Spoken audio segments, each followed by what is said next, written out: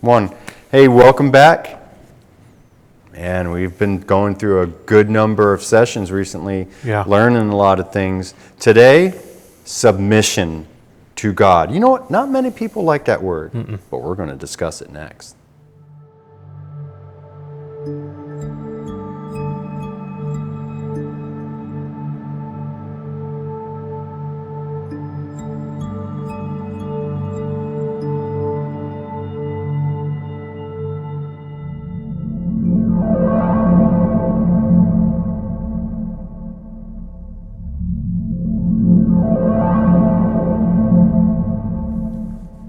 Thank you for joining us again as we look deeper into how we are to live out our faith, right? So as we are talking about submitting to God, right, as Aaron had said, it's not a word that we really like, right? We don't like to submit to anyone, let alone God or even our wives. Or husbands, I guess. So before we actually get deeper in there, we want to first begin by looking at the foundation of first understanding redemption. Right, so let's look at 1 Peter chapter 1, verse 18 and 19.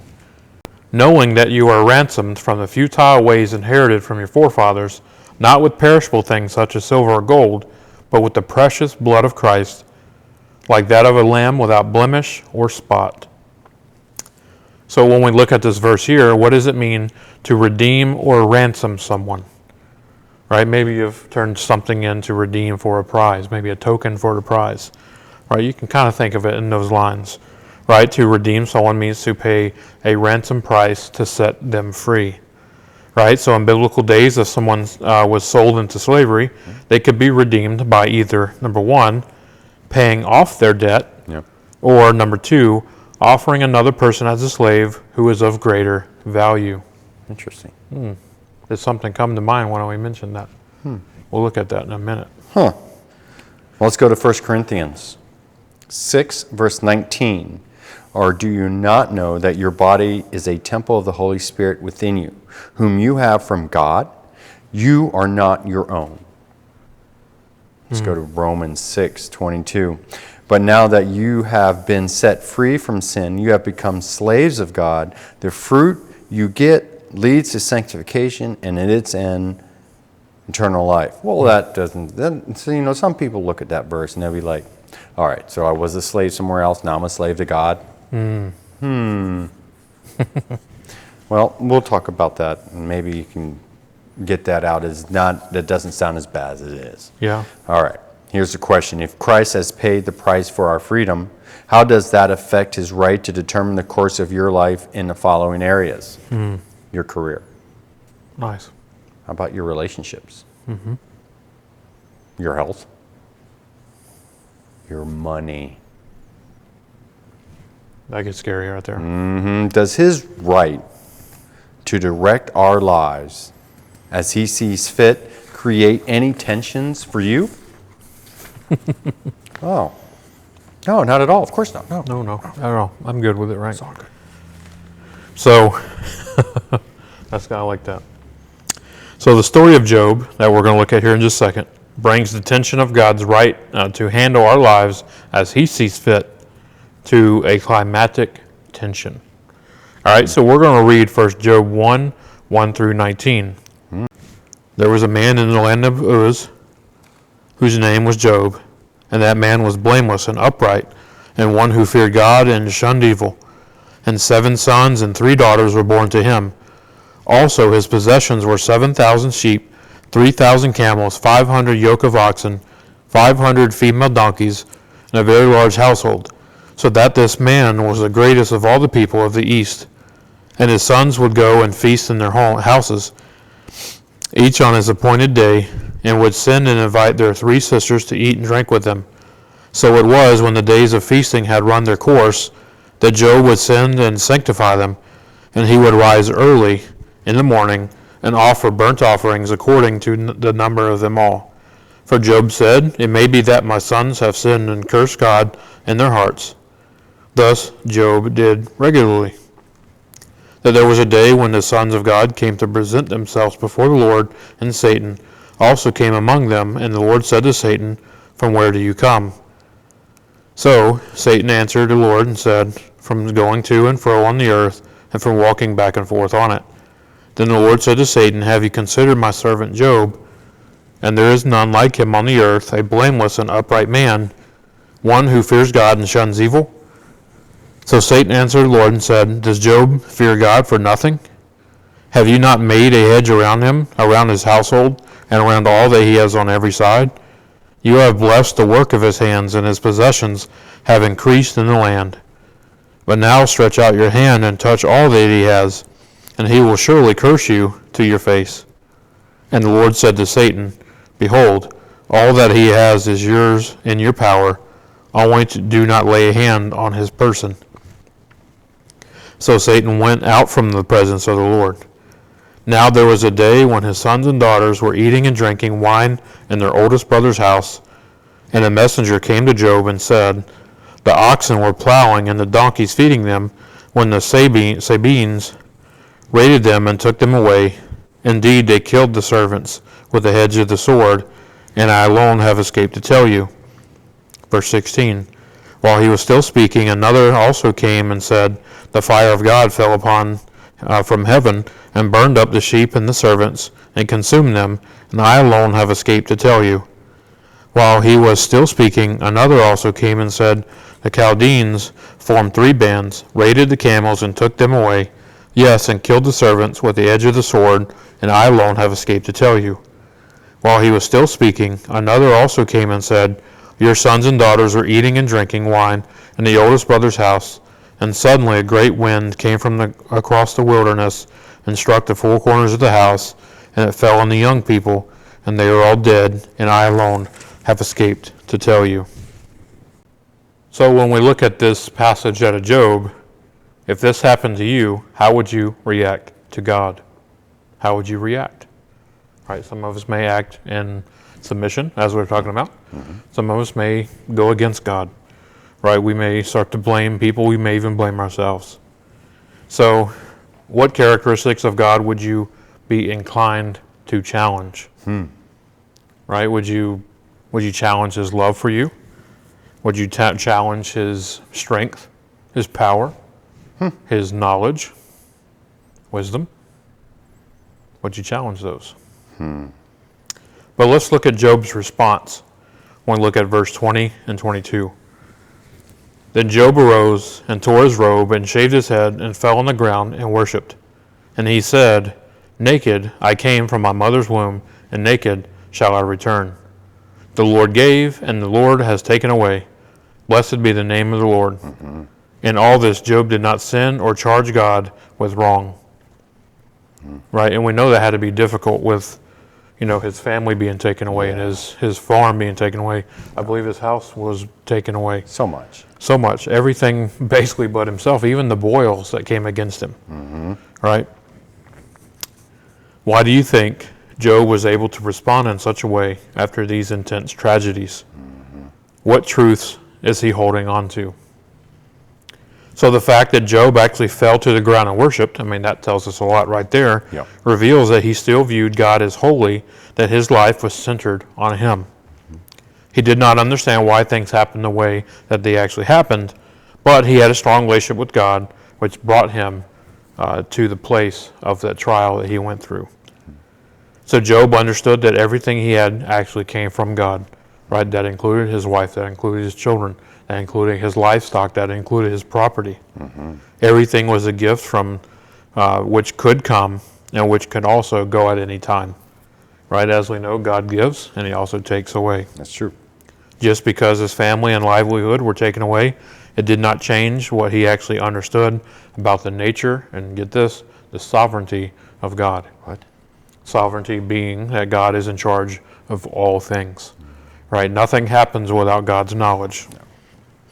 Not at all. Not at all. All right. So now we're going to read real quick Job 2, 1 through 8. And again, there was a day when the sons of God came to present themselves before the Lord, and Satan came also among them to present himself before the Lord. And the Lord said to Satan, "From where do you come?" And Satan answered the Lord and said, "From going to and fro on the earth, and from walking back and forth on it." Then the Lord said to Satan, "Have you considered my servant Job, that there is none like him on the earth, blameless and upright man, one who fears God and shuns evil, and still he holds fast to his integrity, although you incited me against him to destroy him without cause?" So Satan answered the Lord and said, "Skin for skin. Yes, all that a man has he will give for his life. But stretch out your hand now and touch his bone and his flesh, and he will surely curse you to your face." And the Lord said to Satan, "Behold, he is in your hand, but spare his life." So Satan went out from the presence of the Lord and struck Job with painful boils, from the sole of his foot to the crown of his head, and he took for himself a potsherd with which to scrape himself while he sat in the midst of the ashes. Wow. There's a lot going on there. Oh man, that's a lot. That is sounds kind of gross, actually. Okay, so Job's personal health is now being attacked by Satan. I mean, we're getting down to it. We're getting this personal health, and it's under God's sovereign oversight. So God allowed this to happen. Okay, all right. So what is the basic premise for Satan? What's the basic premise Satan was arguing? Okay, Satan argued that men will only be faithful to God in the good times, okay, while he is blessing them. Satan believes that once you remove the ideal circumstances from someone's life, they will turn against God, right? Proving that he is never really their God in the first place. Yeah. You know, what we call it now, the fair weather Christians? Yes. Okay.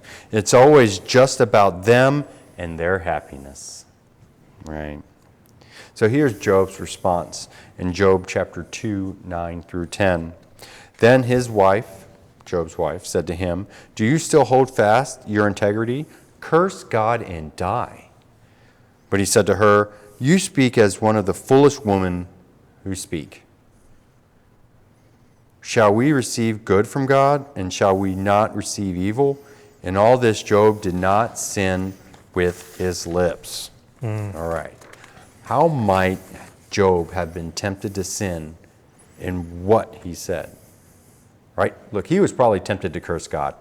Yeah. Right? Renounce his relationship with him. You know, he's got a lot of boils. He's kind of lost everything, you know.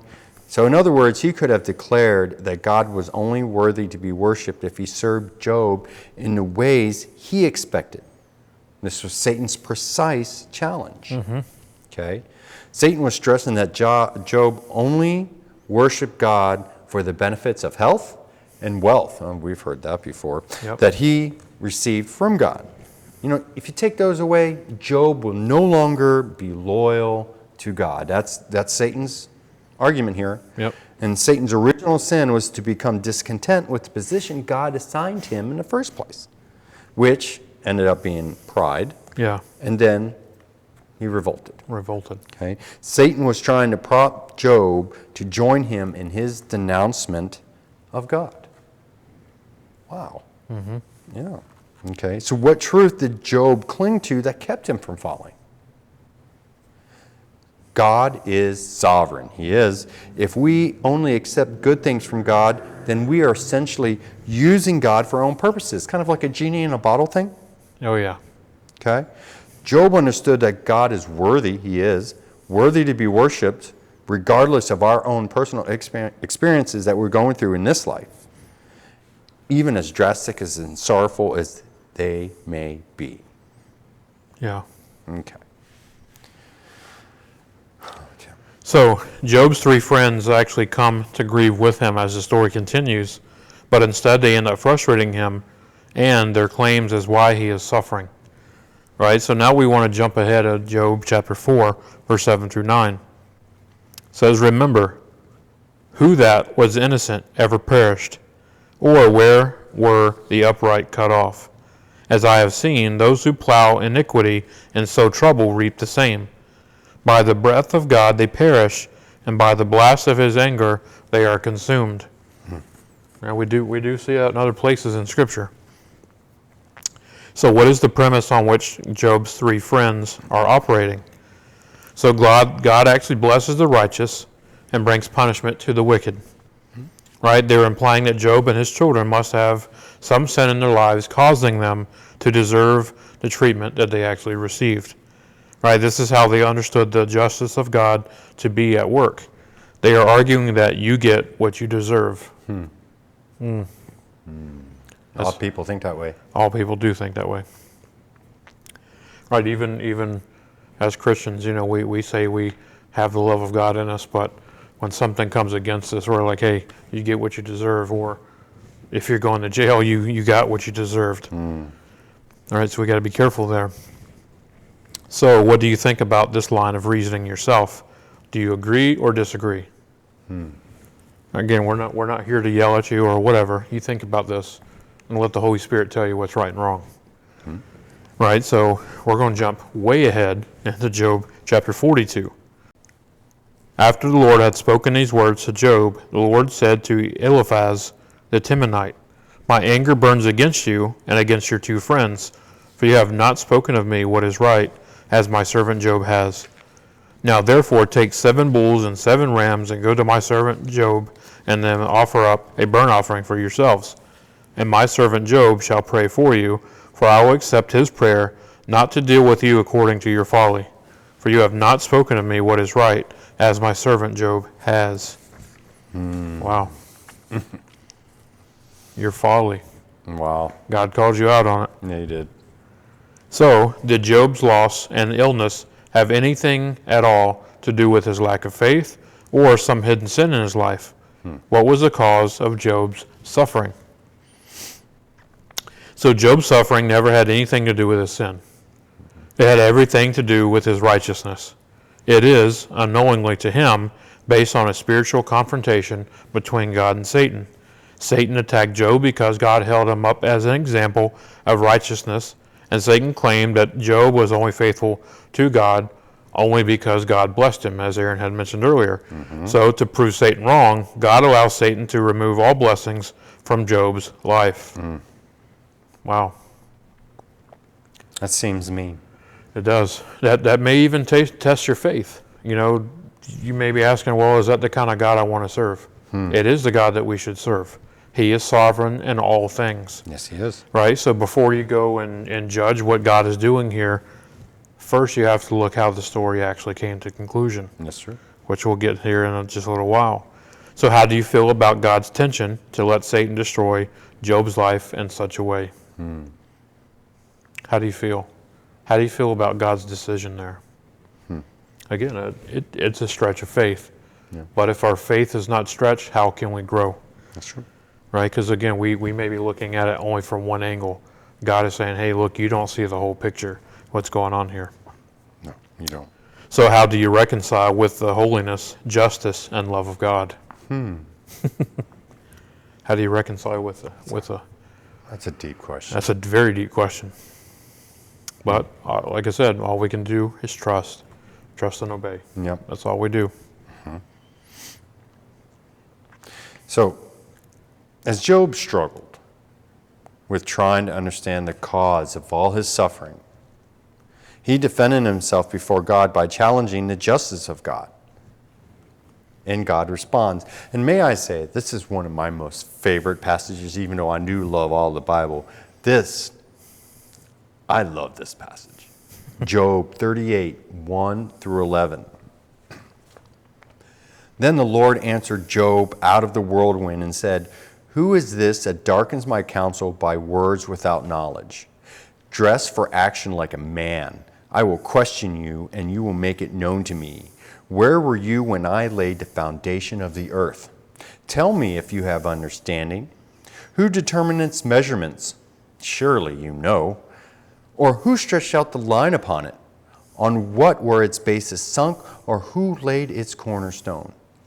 When the morning stars sang together and all the sons of God shouted for joy? Or who shut in the sea with doors where it burst out from the womb? When I made clouds its garment and thick darkness its swaddling band, and prescribed limits for it and set bars and doors and said, thus far shall you come and no farther? And here you shall your proud waves be stayed? All right. Let's kind of put this in the parentheses here. This is just a small example, of a huge barrage of questions with which God assaults, quote unquote, assaults Job with. Basically, this is God's answer to all of us that question him. Yes. Where were you when he laid the foundation? This is, to me, I find this to be very interesting. I like this in the sense of this is how God, the Lord is speaking to those who, but we have to understand why he is answering, because Job asked him a lot of questions, questioned him on a lot of things, and the Lord was going to answer it. Okay. Now we have to understand that this. The Lord speaking here was from Job 38 through 41. Okay. So, question, after reading this wonderful passage. What was God's response to Job's challenge of his justice? Okay. Well, it's kind of like paraphrasing, Job, you accuse me of not understanding life and justice. What do you really understand about life, Job? What do you understand about the intrinsic ways life should operate? Okay. What do you understand about perfection? You essentially know nothing about the nature of life and how things should take place, yet you stand there to accuse and judge me, the creator of all things. That's convicting. Yeah. Here's Job's response. Job 40, verses 3 through 5. Then Job answered the Lord and said, Behold, I am of small account. What shall I answer you? I lay my hand on my mouth. I have spoken once, and I will not answer. Twice, but I will proceed no further. Man. Let's look ahead at Job 42, 1 through 6. Then Job answered the Lord and said, I know that you can do all things, and that no purpose of yours can be thwarted. Who is this that hides counsel without knowledge?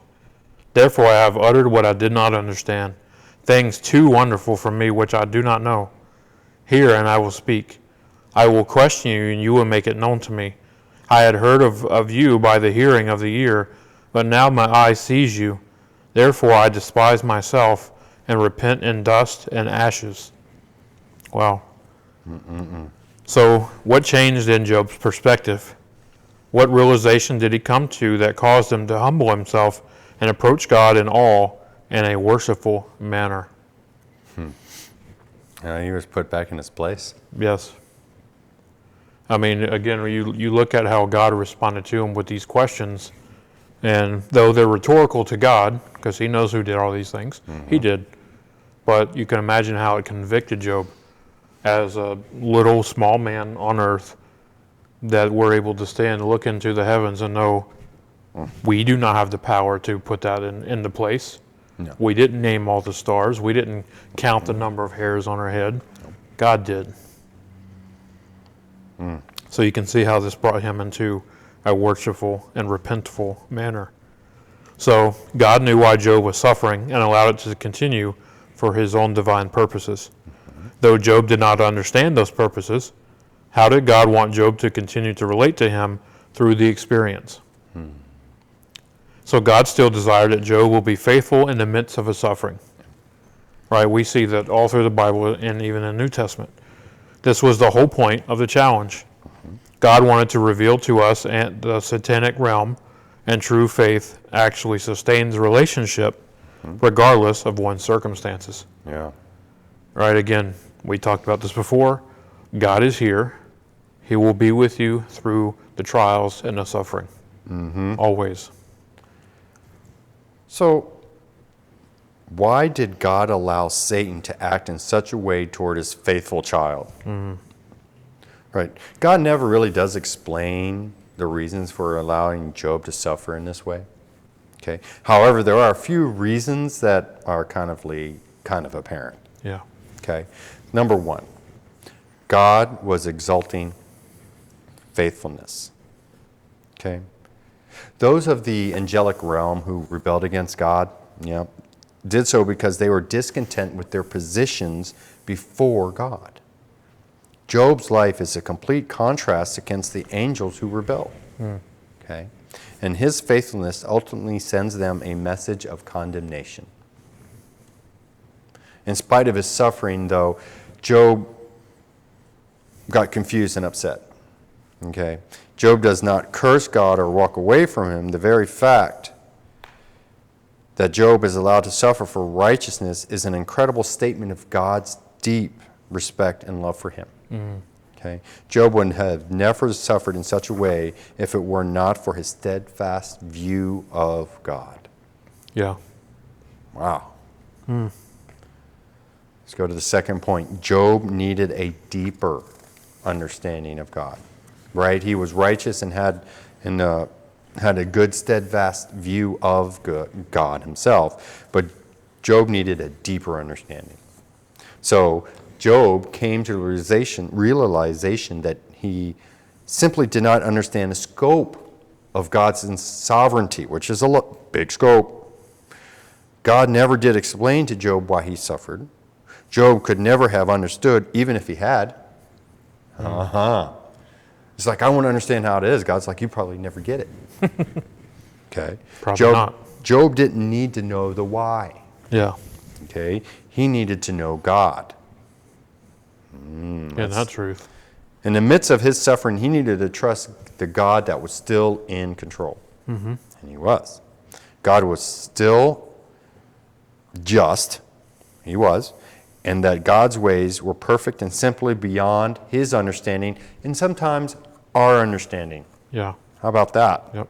Job also needed to know that God loved him in the midst of his suffering, which he did. In the same way, God, the Father, loved Jesus in the midst of his suffering, yet he still called for him to what? Endure it. Yeah. Absolutely. Right? Look, all this was to bring God glory. It's to bring God glory. Okay. Point number 3. We need to learn to trust God in the midst of our suffering. There you go. Christians throughout the ages, they suffered deeply. You know, here in the United States, we really don't know that much. Yeah. That may change soon. Yeah, may change soon. But every time there is suffering, there's always the compelling desire to yell out at God. Why? You know, God never tells us why. He simply states it will be a fact of life in this world. And that's true. We will suffer. He knows it is happening and he permits it to take place for his sovereign purposes, that's true, which go beyond our comprehension. His ways aren't our ways. Okay. Job is a message to us that we will experience suffering for reasons we cannot comprehend. We will not always understand why God allows us to suffer. We will not. Yeah. It may be for condemnation of the angels. It may be because we need to learn to trust Him more. Okay? It may be because we simply live in an evil world, which is true. That's true. Whatever the case, our response to suffering will reveal what we truly understand about God in ways that a blessing never can or will. Yeah. That's some deep stuff here. Very deep.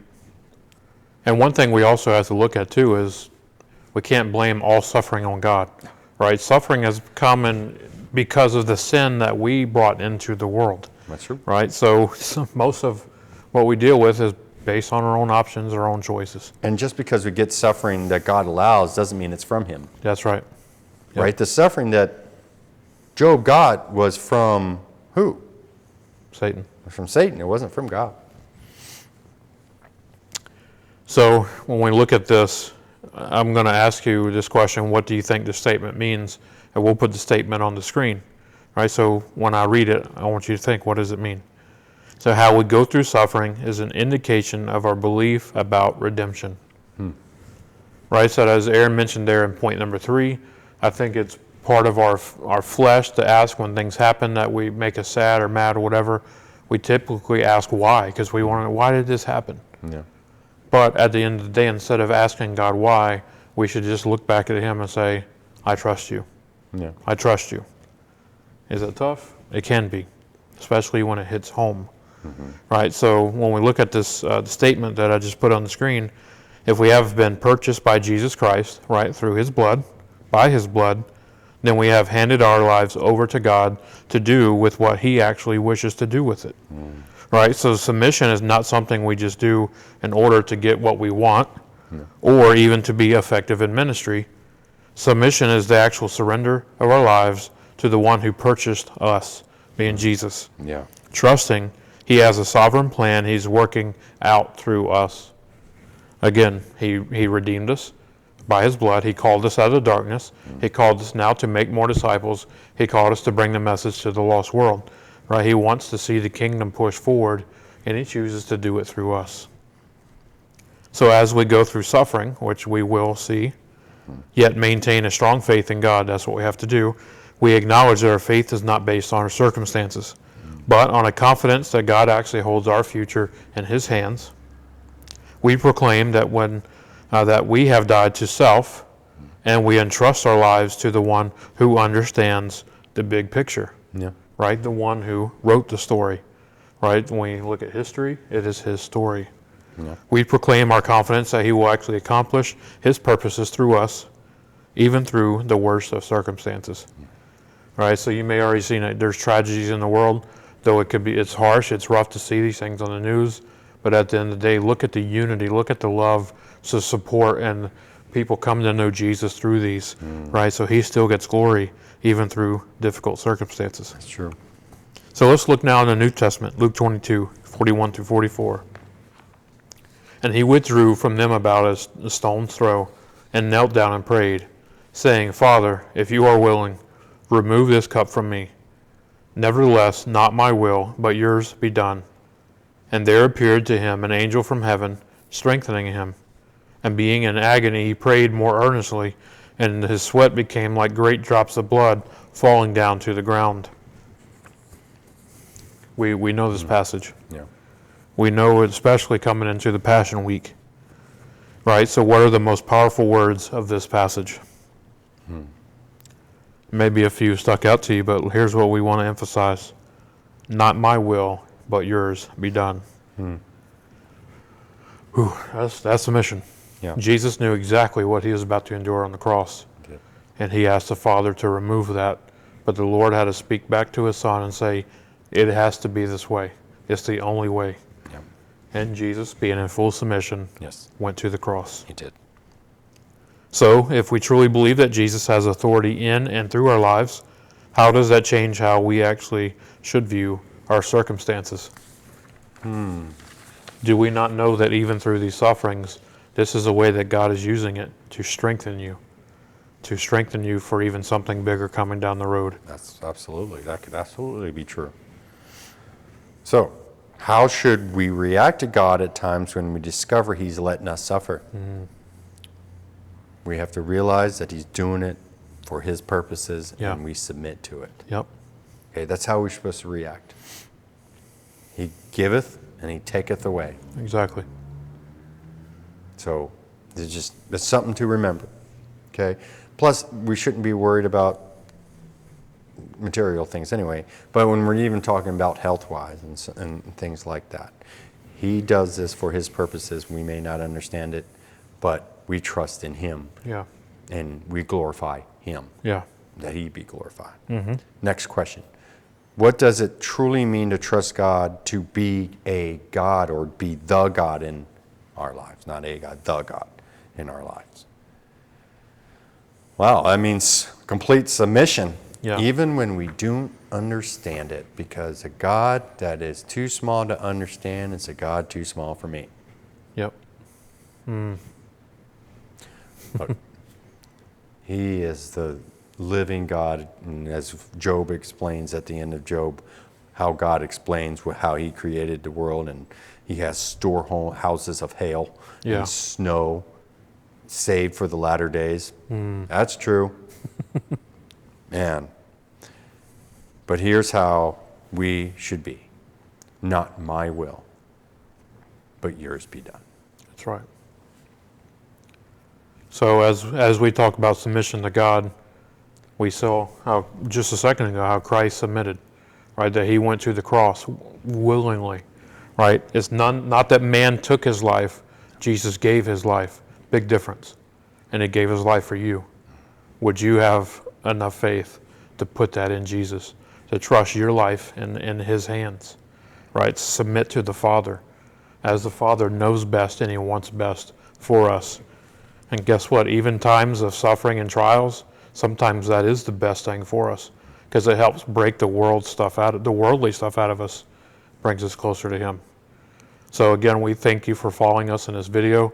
I know some of what we talked about is tough. It's hard sometimes to wrap our minds around these things. Yes. Some of you have maybe asked that question, why does God allow evil or suffering in the world? Well, I hope that some of what we just talked about helped solidify your thought process in that. So we're going to continue to pray for you, and we ask that you continue to submit and surrender all to Jesus. Yes. And we'll see you next time. God bless you. Thank you.